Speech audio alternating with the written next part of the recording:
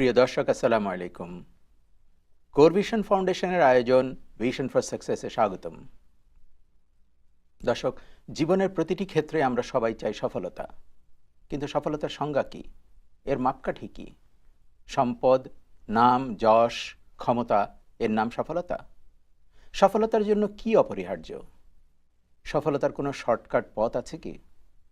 এসব প্রশ্নের উত্তর খুঁজতেই কোর ভিশন ফাউন্ডেশন ইনিশিয়েটিভ নিয়েছে এন্টারপ্রেনিউরশিপ ডেভেলপমেন্টের core vision for success. أعوذ بالله من الشيطان الرجيم بسم الله الرحمن الرحيم قد أفلح المؤمنون الذين هم في صلاتهم خاشعون والذين هم عن اللغو معرضون والذين هم للزكاة فاعلون والذين هم لفروجهم حافظون إلا على أزواجهم أو ما ملكت أيمانهم فإنهم غير ملومين فمن ابتغى وراء ذلك فأولئك هم العادون والذين هم لأماناتهم وعهدهم راعون والذين هم على صلواتهم يحافظون أولئك هم الوارثون الذين يرثون الفردوس هم فيها خالدون. In the name of Allah, the most gracious, the most merciful. Successful indeed are the believers, those who offer their salah with all solemnity and full submissiveness, and those who turn away from Allah, dirty, false, evil, vain talk, falsehood, and all that Allah has forbidden, and those who pay the zakat, and those who guard their chastity, except from their wives or the slaves that their right hands possess, for then they are free from blame. But whoever seeks beyond that, then those are the transgressors, those who are faithfully true to their amanat and to their covenants, and those who strictly guard their 5 compulsory congregational salawat at their fixed stated hours. These are indeed the inheritors who shall inherit the paradise. They shall dwell therein forever. Dear viewers, welcome to Vision for Success. Here with us, Imam Shamsi Ali, Director, Jamaica Muslim Center, Islamic scholar and researcher. And our topics today is achieving success in Islam and how we can achieve, how we can be successful. Welcome, brother, to our programs, Vision for Success. So our topic is achieving success in Islam. How you can explain it? Oh, thank you very much again. Bismillah ar-Rahman ar-Rahim. Assalamu alaikum wa rahmatullahi wa barakatuh to our viewers. Alhamdulillah, salatu wassalamu ala rasulillah. I think the first one need to be understood is just to change first the way people understand Islam. Looks like Islam is an obstacle to life. Looks like the more you are committed to Islam, the more you are fail in life. And I think that need to be changed. If you read the Holy Quran from the beginning to the end, every single act, every single thing that the Holy Quran wants us to do is leading us into our success. And I give you one example in the beginning of Surah Al-Baqarah, when Allah subhanahu wa ta'ala says, A'udhu billahi minash shaitanir rajim, Alif Lam Mim, ذَلِكَ الْكِتَابُ لَا رَيْبَ فِيهِ هُدًى لِلْمُتَّقِينَ. So it means that the Holy Quran is our guidance for the righteous people. Now, who are the righteous people? Allah mentioned characteristics after that. الَّذِينَ يُؤْمِنُونَ بِالْغَيْبِ وَيُقِيمُونَ الصَّلَاةَ until the end. But at the end of those ayat, those verses, Allah subhanahu wa ta'ala says, أُولَٰئِكَ عَلَى هُدًى مِّن رَبِّهِمْ وَأُولَٰئِكَ هُمُ الْمُفْلِحُونَ. Now, I wanted to connect between ذَلِكَ الْكِتَابُ لَا رَيْبَ فِيهِ هُدًى لِلْمُتَّقِينَ and أُولَٰئِكَ هُمُ الْمُفْلِحُونَ means that if we believe in the Quran, if we do believe that we are righteous people, muttaqin, then we have to believe that we must be successful. أُولَٰئِكَ عَلَى هُدًى مِّن رَبِّهِمْ. If we are following the hidayah, the hudan from Allah, and that is the Holy Quran, then أُولَٰئِكَ هُمُ الْمُفْلِحُونَ. They are the successful people. So the Holy Quran cannot be separated from success. And that's why I do believe that the basic foundation of the teaching of Islam is success itself. And I think I mentioned on several occasions that the Holy Quran had been given to Prophet Muhammad ﷺ as a means to success. And it is not a means for us to be failed. As the Holy Quran says, مَا أَنزَلْنَا عَلَيْكَ الْقُرْآنَ لِتَشْقَى. I did not reveal the Holy Quran to you, Muhammad, so that you can bring the people to their failure, to their suffering. We are not. The Holy Quran has come not to teach us how to suffer. You know, in other teachings, in some other religion, they see that divorcing life, don't care about life, is a part of religion. In Islam, taking this life seriously is very important because this life is amanah, trust from Allah subhanahu wa ta'ala. This dunya is as a whole. That's why we are khalifa. And the meaning of khalifa means we are obligated to take care of this planet, of this world. And so coming back again, when you talk about success, it is the foundation of the religion. And of course, there are many other verses in the Holy Quran that leads us into a conclusion that Islam means the success. Allah says, for example, أعوذ بالله من الشيطان الرجيم قد أفلح المؤمنون. Successful indeed the believers are. It means if you have the faith in Allah, if you have belief in Allah and you believe in the Islam, that you have to be certain, you have to have yaqeen, be sure that you are going to be successful. Allah also says in the Holy Quran, Ya ayyuhalladhina amanu, O you who believe, irka'u wasjudu wa'budu rabbakum waf'alul khair la'allakum tuflihun. Our sujood, our ruku', our ibadat, and our righteousness, anything that we do in life, leads us into our la'allakum tuflihun, our success. So the conclusion that Islam is the religion of success. Now, the problem is that some people think that success is limited into one part of life. Some people think that if you are rich here in this world, you are a successful person, but they don't care about the next. Some others think about the next, but they don't care about here. That is a wrong way of seeing success from Islamic understanding. In an Islamic understanding, So to be rich is not an obstacle to successful in the Akhirah? exactly, absolutely not. In fact, Uthman ibn Affan was a billionaire.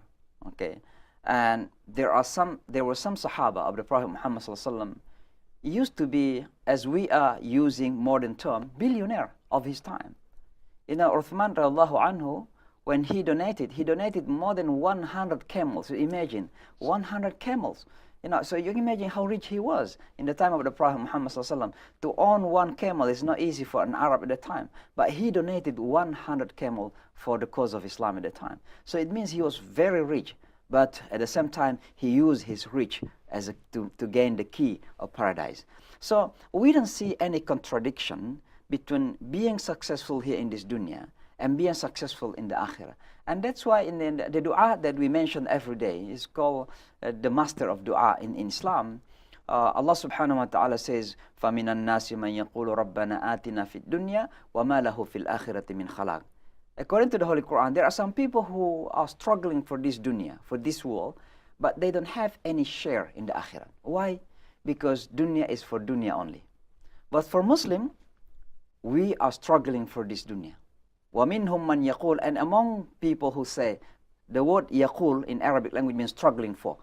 And among the people who are struggling for this dunya, مَنْ يَقُولُ رَبَّنَا آتِنَا فِي الدُّنْيَا حَسَنَةً وَفِي الْآخِرَةِ حَسَنَةً. Oh Allah, give us goodness here in this dunya and goodness in the akhirah. So it means that there is no contradiction. You can use this dunya as a bridge for you to be successful in the akhirah. In fact, the more you have here in this dunya and you have it on the basis of faith, the more opportunities for you to be successful in the akhirat. And that's what Islam is all about. So we have an impression that the muttaqi will suffer here. They will not have wealth and they will not be rich here. It is a There are some hadith that being misunderstood by some Muslims. I'll give you one example. This is a funny story that happened in the time of Imam Shafi'i in Egypt. He was a scholar, Imam Shafi'i, and he's the founder of Shafi'i Mazhab. So once there's a Jew came to him and asked him a question. He said, Sheikh, you are a righteous person. You are a scholar, a Muslim alim, but you are also good in life. I mean, your life is better than my life, according to this Jew. And there is a hadith of your prophet says that ad-dunya sijnul mu'min, this world supposed to be the jail for the believers and jannat for the disbelievers. So the Imam Shafi'i said to him, listen, for me, no matter how this dunya is, it is still jail for me when I compare it for jannat. Because no matter how rich I am now, it's nothing. You know, jannat is incomparable. But for you, no matter how rich you are, it is still heaven for you here, because nar is waiting for you. Okay, hell is waiting. So my point is that there are some Muslims misunderstand the hadith. If this dunya is jail for us, that let's be suffering. No, Prophet Muhammad didn't intend that. If Prophet Muhammad said that you can be suffering here in this dunya, then why he teaches us to be a hard-working person? Why you have to go and become a business person? Why you have to learn? So Prophet Muhammad ﷺ encouraged the Muslims to be successful. He wants every single Muslim to be rich, to be successful, to be more educated, to be more knowledgeable, not as some Muslims understand that the more religious you are, the more oppressed, the more poor, the more weak, the more marginalized. That's not the vision of Islam. Okay, brother, we'll take a commercial break. We'll be right back. Dear viewers, we are watching Vision for Success. We'll be right back. Stay with us. Dear viewers, welcome back. We are watching Vision for Success. Here with us, Imam Shamsi Ali, Director, Jamaica Muslim Center. Yes, brother, we are talking about the achieving success in Islam. Yes, so I think if we come back again to the Holy Quran, of course, there is no doubt that there is a verse in the Holy Quran that tells us the ultimate success. The ultimate success in Islam, of course, is not this dunya. Because for Muslims, when I said I wanted to be successful, ultimately, it means I wanted to enter into Jannat. And that's what the Holy Quran says. So the Holy Quran says, A'udhu billahi minash shaitanir rajim, kullu nafsin dha'iqatul maut. Each soul will taste death. Wa innama tuwaffawna wujurakum yawm al-qiyamah. And you are going only to be given your reward fully in the day of judgment. Means what? In this dunya, in this world, you're working very hard. Sometimes you don't get what you want. But in Jannat, as long as you do it very hard, with a good intention to please Allah subhanahu wa ta'ala, inshallah, Allah will fulfill it. Okay? And then Allah says, فَمَنْ زُحْزِهَ عَنِ النَّارِ. And whoever is saved from the hellfire, وَأُدْخِلَ الْجَنَّةِ, and enter into the Jannat, enter into paradise, فَقَدْ فَازْ. Luckily, successful indeed. So it means enter into Jannat is the ultimate goal, the ultimate success in Islam. Having said that, Islam doesn't want us only to be successful in the next life, also here. But I think the issue, as I explained before, is not about success itself. The issue here in this dunya is how to be successful, both here in this dunya and the next. So there are several points I'd like to mention. Number one, the importance of correcting our vision. Now, vision is a modern term. Islamic term of vision is niyat. It is about intention. You know, this is also another problem for the Muslims. Because sometimes when we talk about intention, we are directly thinking about prayer, about zakat, about fasting. That's what intention is needed. In fact, the most important intention needed is living our life. What is the intention of life? From morning to night, night to morning. When I go to the market, what is my intention? When I go to the mosque, what is my intention? That's where the intention plays an important role, to distinct, to differentiate between ibadah and non-ibadah. When I enter into the restroom, what is my intention? It is not only to release myself, but to please my Lord, because Allah subhanahu wa ta'ala wanted to be healthier. Allah subhanahu wa ta'ala wanted to be cleaner. So my intention is to rida Allah, the mardatillah, the pleasure of Allah subhanahu wa ta'ala. And so number one, Muslims need to correct their intention, that our life is nothing but to please Allah subhanahu wa ta'ala. So when you do your business, do it for Allah subhanahu wa ta'ala. So you are talking about the vision. So some of us, we are considering like Muhammad sallallahu alaihi wasallam was very conservative. Do you consider him as a visionary person? Or? You know, if you see his life and you see his statements and you see the way he built Medina, for example, the way he built, if you may call it, the first Islamic country in Medina, Muslim nation, you know, he is the most visionary man. I think if anybody out there, our Muslim brothers and sisters and non-Muslim brothers and sister friends, can read his biography written by Karen Armstrong, Muhammad, the prophet of our time, you will find that Prophet Muhammad sallallahu alaihi wasallam is the most visionary man. You know, what he said in the past happens now. What he planned in the past happens now. I give you one example in the political term. You know, now people are talking about democracy. Of course, the Holy Quran talks about shura, consultation. And shura simply means involving the people to give their opinions, give them freedom to express their opinions to the government. That's what democracy is all about. But democracy also means election. There is no single nation that organized election before Prophet Muhammad sallallahu alaihi wasallam. When he died, he didn't appoint anybody. He didn't say to Abu Bakr, you are going to be the leader of the community when I die. He didn't say to Umar also. He just died. Now the question is why he didn't appoint any leader. Because Prophet Muhammad sallallahu alaihi wasallam, of course, he got an inspiration from Allah subhanahu wa ta'ala. Prophet Muhammad sallallahu alaihi wasallam wanted to teach the Muslims that leadership is not appointment. Leadership is not your son. It's not kingdom. And then we consider that Islamic nation. There is no such. Leadership in Islam is about consultation. It's about the agreement of the people who is going to lead them. And that's why when Prophet Muhammad sallallahu alaihi wasallam died, he did not appoint any of his Sahaba to replace him as the leader of the community. And that's what the friction happened.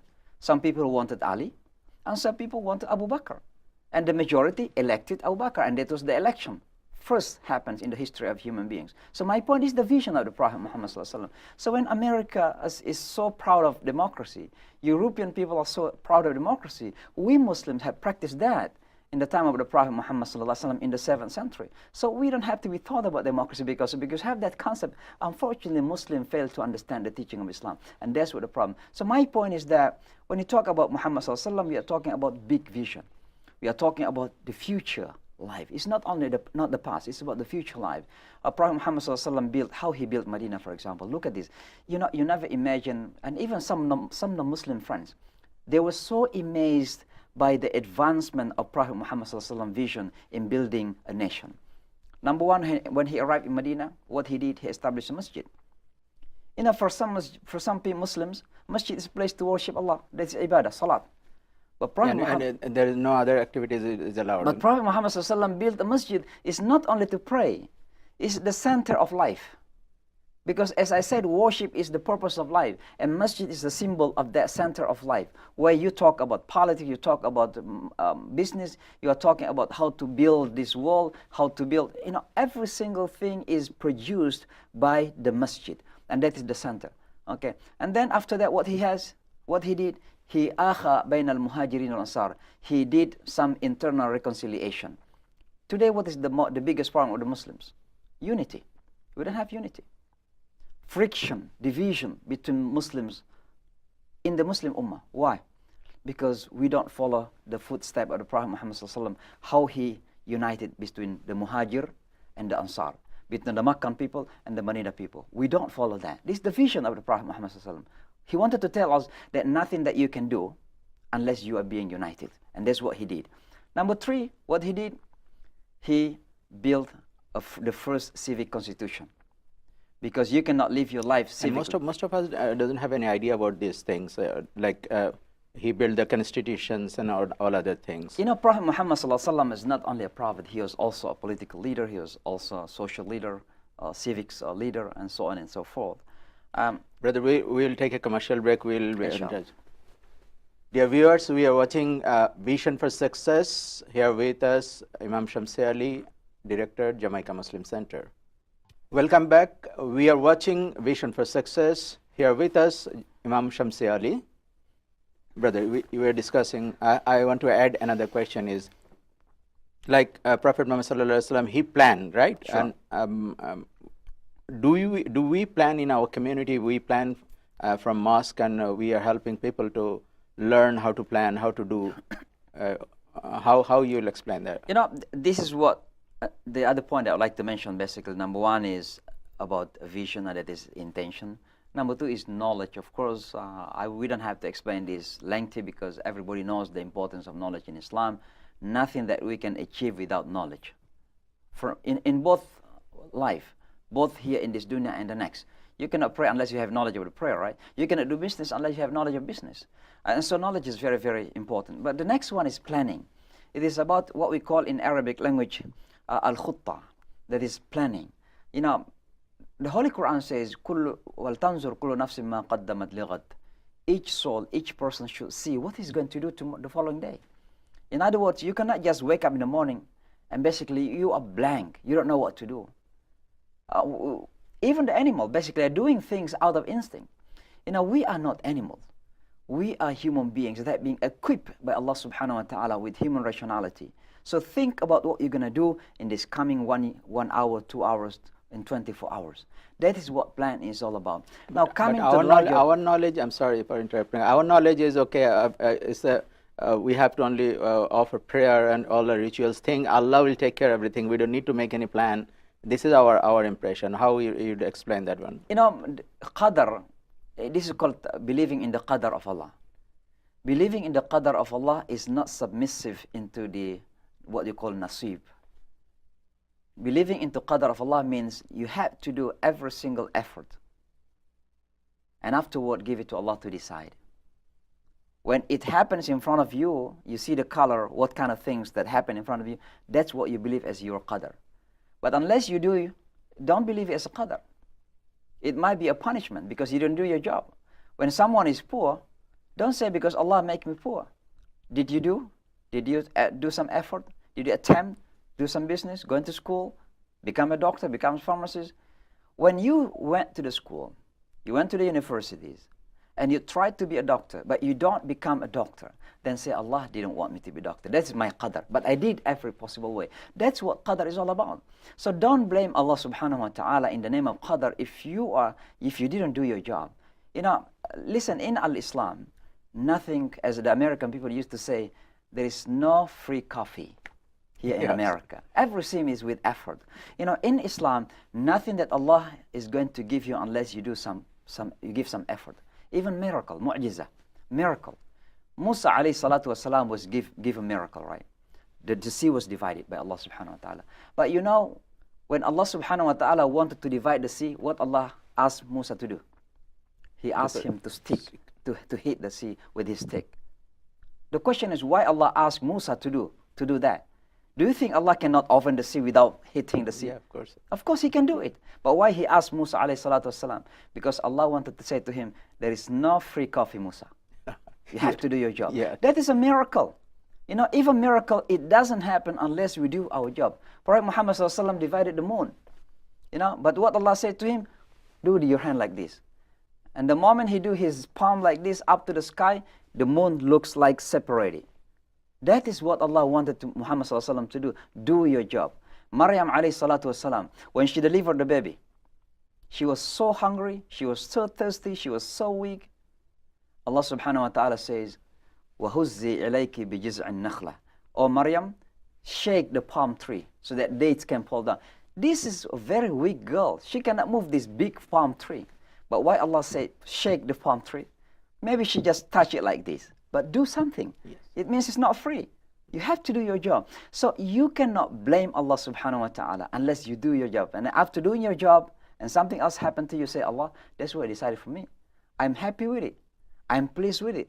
And that's what satisfaction is all about. So some people poor, but they are satisfied with the decision of Allah. Why? Because He have done every single way to be rich.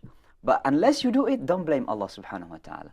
You have the responsibility to do it. So basically you are telling that we have to make our plan, we have to make our plan for life, and we Yes. have to make a set our vision how to achieve those vision. We have to make the plan for to achieving those vision. Yeah, so after the plan, okay, first vision, knowledge, plan, then working hard. It is called jihad in Arabic language. Unfortunately, also jihad has been misunderstood very badly, both by Muslim and non-Muslim.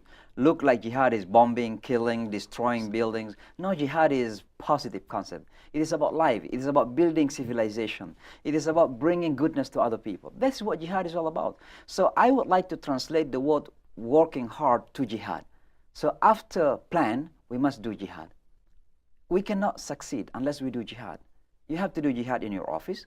You have to do jihad in your farm. You have to do jihad in your market. You have to do jihad in the school. Because only through jihad, meaning struggling, striving for good, we can succeed. And the next one is you have to be consistent. This is what we call istiqamat in the religion. Because nothing you can achieve without istiqamat. Everything in Islam must be with istiqamat. And that's why we ask Allah, ihdina sirat al-mustaqim. The word sirat al-mustaqim means make it consistent on the straight path. So when you want to be a business person, it's not only that you have money and you do business today, tomorrow you don't want to do it anymore. You have to be consistent. If you want to be an engineer, then you have to be consistent on engineering. If you want to be a pharmacist, then you have to be consistent on pharmaceutical business. That's the way to be successful. So again, coming back, there are several points to be successful. Number one is vision, must be right. Number two is knowledge, must be solid. Number three is plan, must be clear what you're going to do with it. Number four, working very hard, and that is what jihad is all about. And number five, be consistent. If you do this, inshallah, Allah will grant you success, both here in this dunya and the next. দর্শক, সফলতার কোনো shortcut পথ নেই। সফলতার জন্য অপরিহার্য vision. প্রতিটি সফলতার পেছনে রয়েছে একটি ভিশনারি উদ্যোগ। ভিশনারি উদ্যোক্তারাই বদলে দিতে পারেন সমাজ, অর্থনীতি ও কর্মসংস্থানের চেহারা। হতে পারেন অন্যের জন্য প্রেরণার উৎস। ভিশন, আত্মবিশ্বাস, পরিশ্রম এবং ধারাবাহিক চেষ্টা এনে দিতে পারে সাফল্য। আসুন সফলতার জন্য সেভাবেই চেষ্টা করি। হতাশার কথা নয়, নূতন প্রজন্মকে ভিশনারি উদ্যোক্তা ও পরিশ্রমী হতে এবং ইতিবাচক ভাবতে শেখাই। অনুষ্ঠান সম্পর্কে আপনার পরামর্শ মতামত লিখুন visionforsuccess@gmail.com। ইনশাল্লাহ আবার দেখা হবে আগামীকাল এই সময় টাইম টিভিতে। আসসালামু আলাইকুম।